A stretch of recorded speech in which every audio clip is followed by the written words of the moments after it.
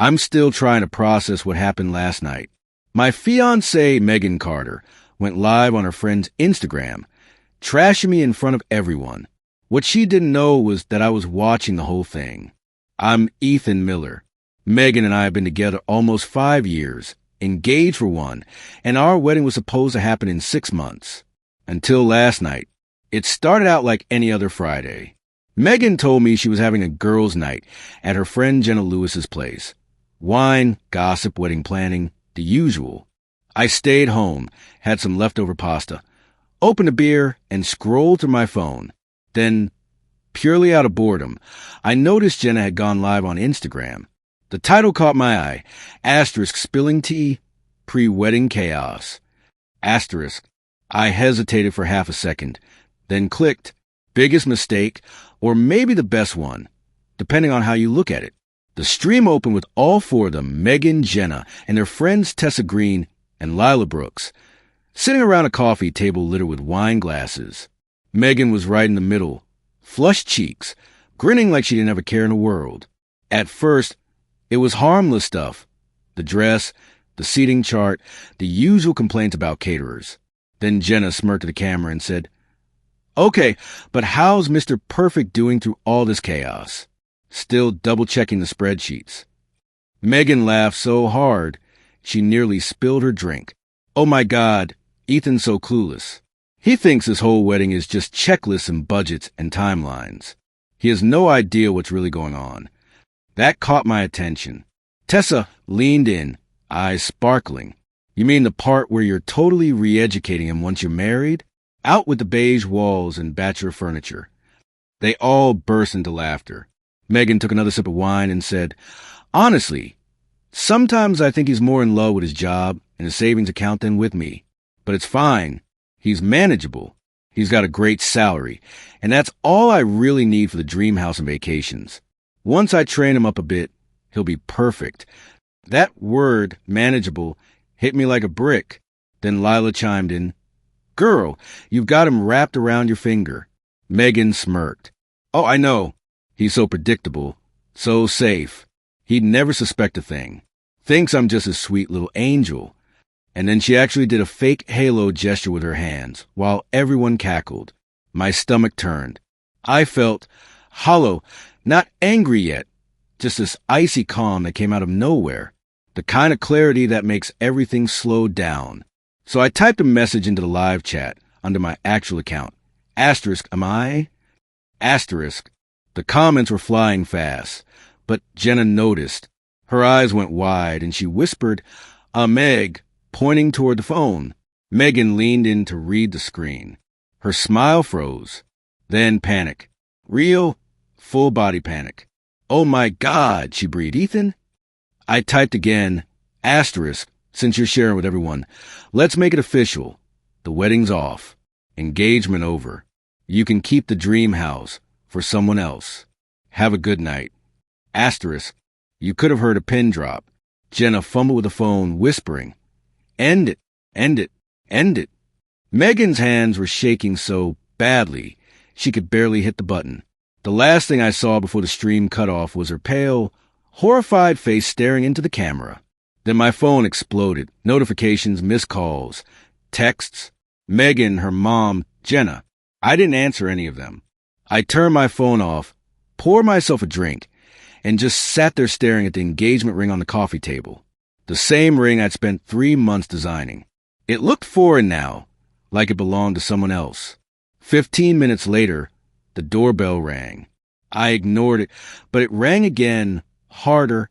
I opened the door to find Megan on my porch, mascara streaked down her cheeks, her mom, Linda Carter, right behind her looking furious. Megan's voice was cracked and shaking. "Ethan, please." It was a joke. Just stupid girl talk. It didn't mean anything. Linda stepped forward, face red. "Young man, you humiliated my daughter in front of everyone over a silly prank. You can't just end an engagement like that." I kept my voice calm. "Was it a joke when you said I was manageable? That my salary was the reason you were marrying me?" Megan's eyes darted around, desperate. "I didn't mean it. It was the wine, and Jenna egged me on. You know I love you." I shook my head. I don't think you do, Megan. And I definitely don't love whoever I saw on that screen. Linda crossed her arms. You're overreacting. People say things they don't mean after a drink. You have deposits, guests, commitments. You're going to fix this. With all due respect, Linda, I said evenly, the only thing that needs fixing is untangling what's left of this mess. Megan started crying harder. You're ruining everything. My dress, the venue, our families. Everyone's going to think, you did that. I cut in quietly. You decided to broadcast how you really felt. I just listened. Linda's voice turned sharp. You'll regret this, Ethan. You'll see what you've done. Maybe, I said, but not tonight. I closed the door. Her muffled sobs faded down the hall until there was silence. When I finally turned my phone back on, it was chaos. Hundreds of messages, missed calls, DMs from friends and acquaintances asking what happened. I didn't reply to a single one. Instead, I sent one message to my lawyer, Rebecca Nash. She'd handled some contract work for me in the past, and I trusted her. I just wrote, need to talk Monday. Personal matter. Then I shut my phone off again and sat in the quiet, the ring glinting under the lamp. I felt empty, yes, but also clear. Better a clean break now than a lifetime of pretending. I didn't hear her laugh about how clueless I was. The morning after felt like waking up after a storm. The air was heavy, the silence stretched too long, and everything around me felt slightly out of place. I sat on my couch, staring at the engagement ring still sitting on the coffee table. My coffee had gone cold an hour ago, but I didn't care. The ring felt like a relic from another life, a version of myself I couldn't return to. My phone hadn't stopped buzzing all morning.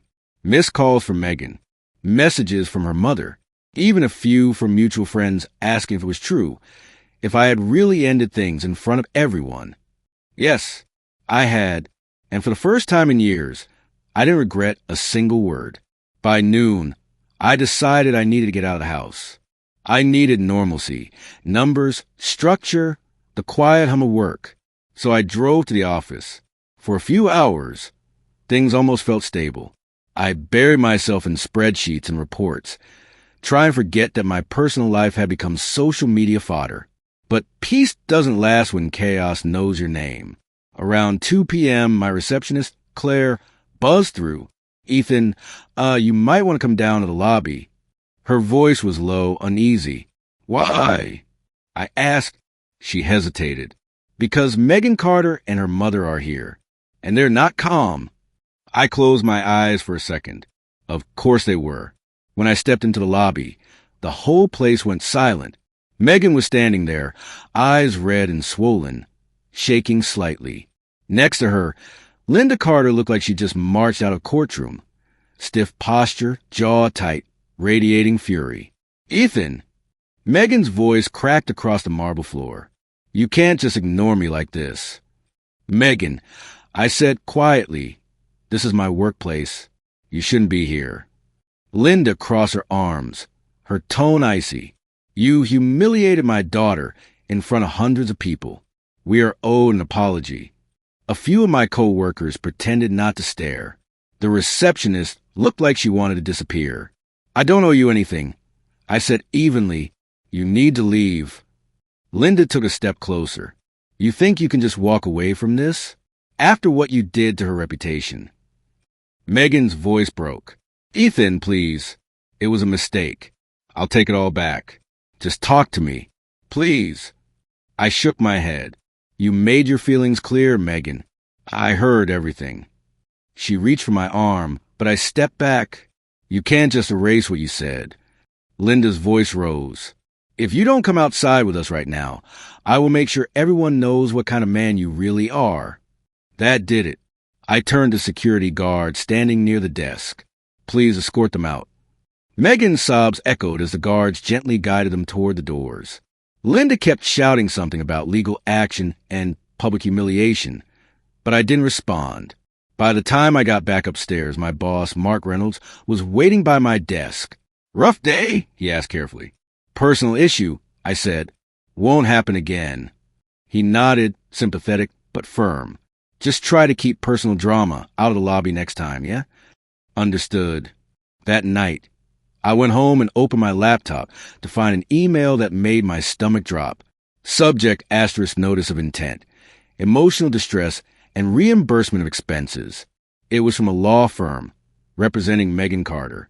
The letter claimed I owed compensation for emotional trauma, public humiliation, and non-refundable wedding costs. They wanted $15,000, $15,000, for breaking off an engagement after being mocked in front of half the internet. I called Rebecca Nash immediately. She listened in silence while I explained everything. When I finished, there was a long pause on the line. Then she said, "Send me the video." I did.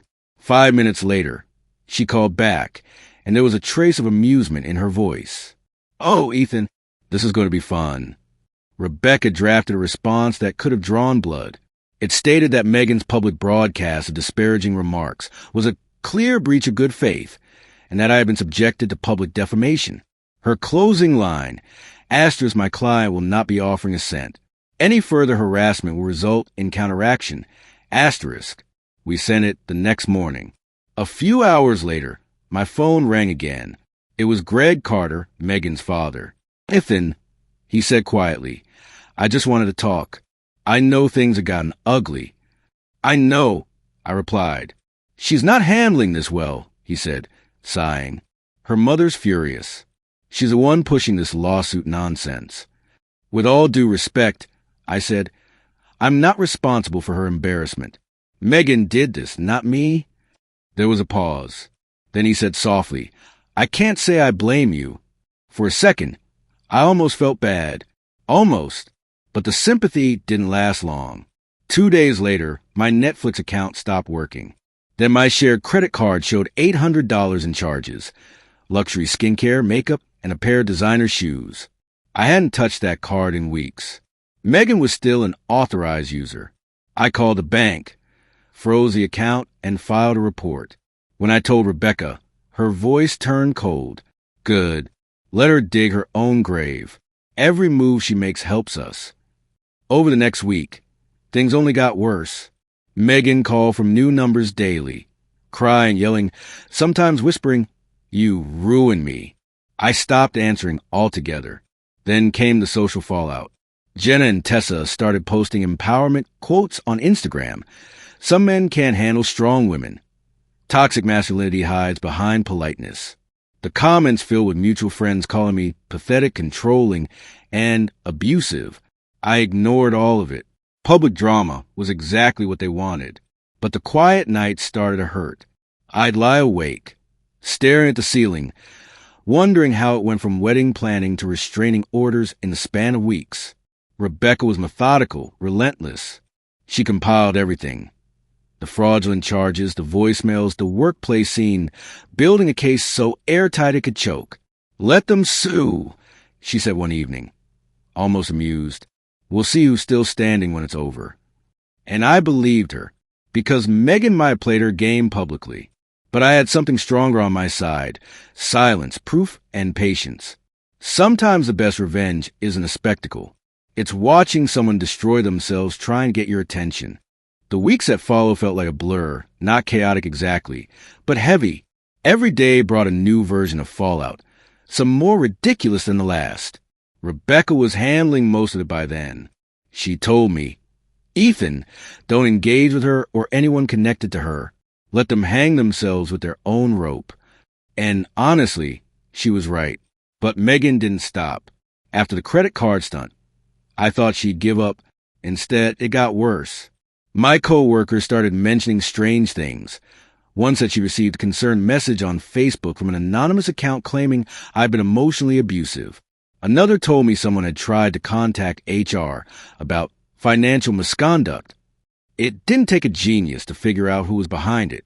That afternoon, my boss, Mark, called me into his office. He looked uncomfortable, like he hated what he was about to say. "Ethan, look, this is probably nothing," he began. "But HR got an anonymous email accusing you of misusing company funds. We have to check it out." I felt the heat rise to my face, but I forced myself to stay calm. "You're kidding." I wish I was, he said. I don't believe a word of it, but protocol's protocol. HR will run a quiet review. I just wanted to give you a heads up. I thanked him and went straight home. That night, I sat in the dark of my living room, staring at my phone, shaking. Not from fear, from fury. Megan wasn't just trying to embarrass me anymore. She was trying to destroy me.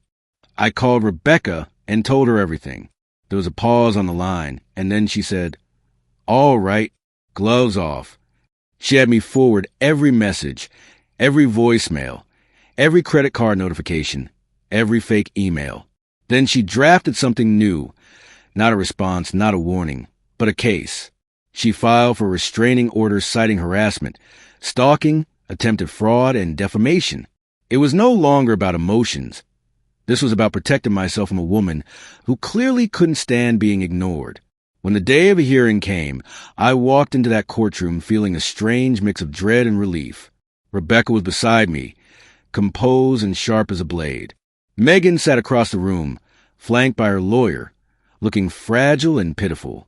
Her hair was tied back, no makeup, a trembling lower lip. Her mother was behind her, glaring daggers at me. And then, in the back row, was Jenna Lewis, the same friend who had gone live that night, whispering something to Tessa Green, who had apparently tagged along for moral support.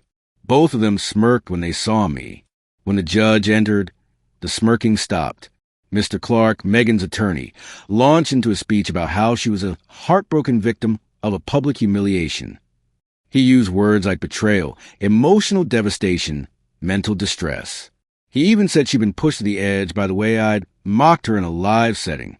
Rebecca didn't interrupt once. She just waited, flipping through her folder, every movement deliberate. When it was our turn, she stood and said calmly, "Your Honor, the evidence will show that my client did not publicly humiliate anyone. He simply responded to humiliation that was broadcast live by Ms. Carter and her friends."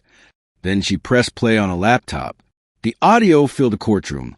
Megan's voice laughing, calling me clueless, manageable, predictable, talking about my salary like it was a personality trait. The laughter from her friends echoing in the background.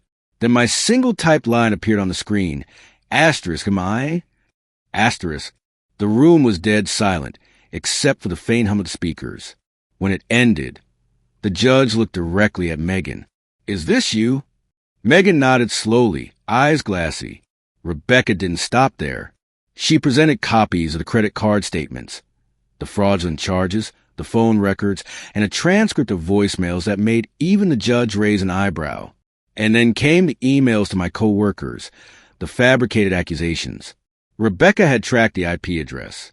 It was tied to a network registered to Linda Carter's house. When that was read aloud, Megan's head snapped toward her mother. Linda's face went pale, then red.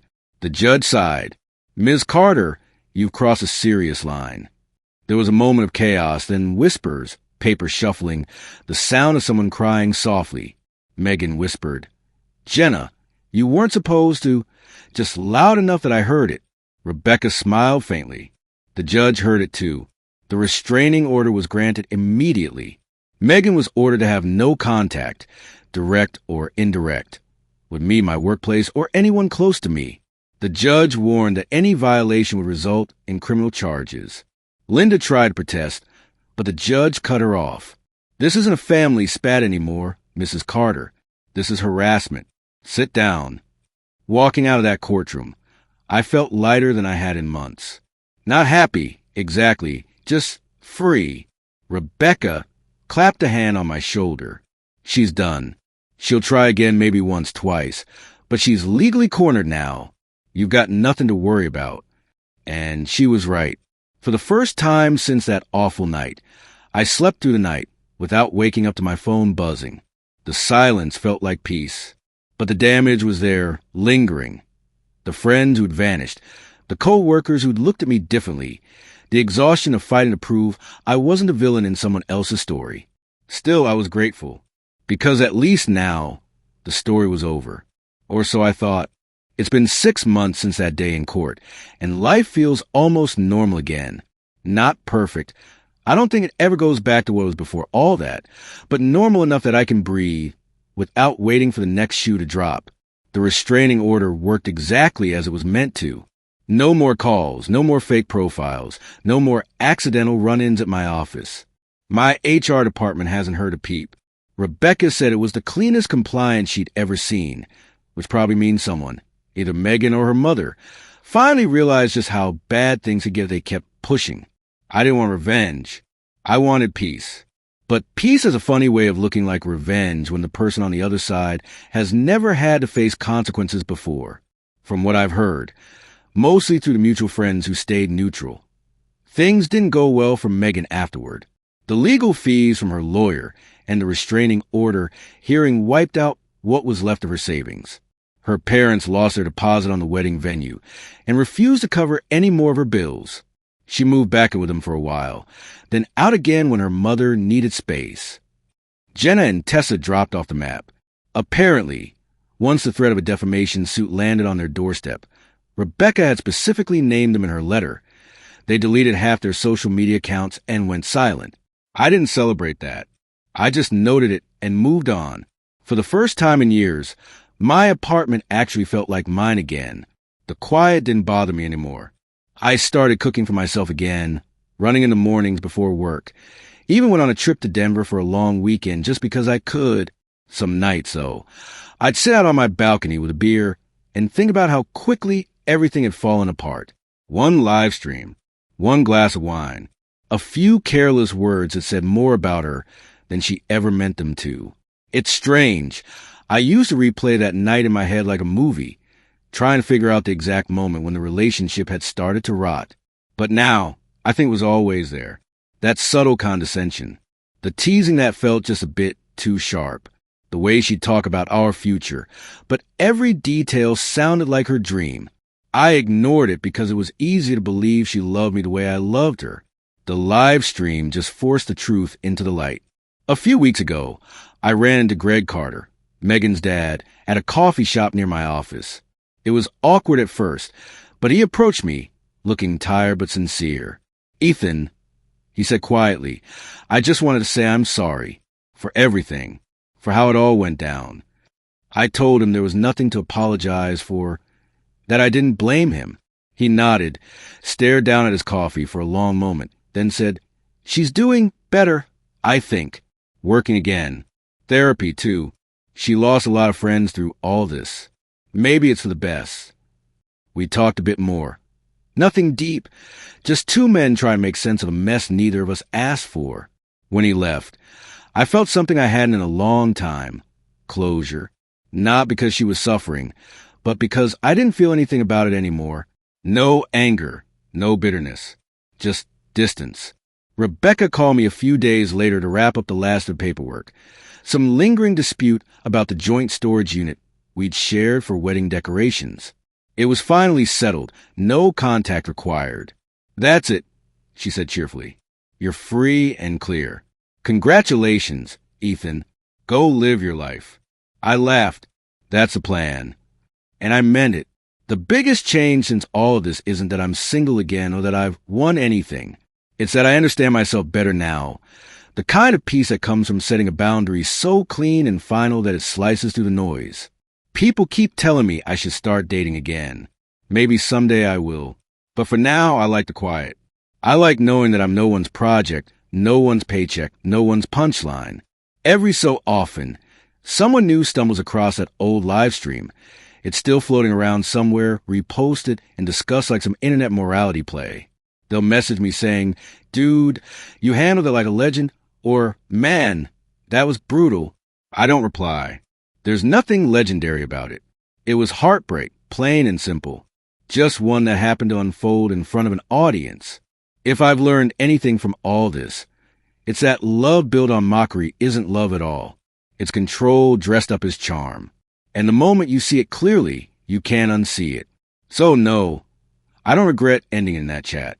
I don't regret the silence that came after or the battles that followed. Because every step since then, every hard, lonely, quiet step has been a walk toward peace. Megan once said I was clueless. She laughed when she said it, surrounded by friends. And with that, our story comes to an end. But the real story begins with your thoughts. What would you do if you were in this situation? Let me know in the comments.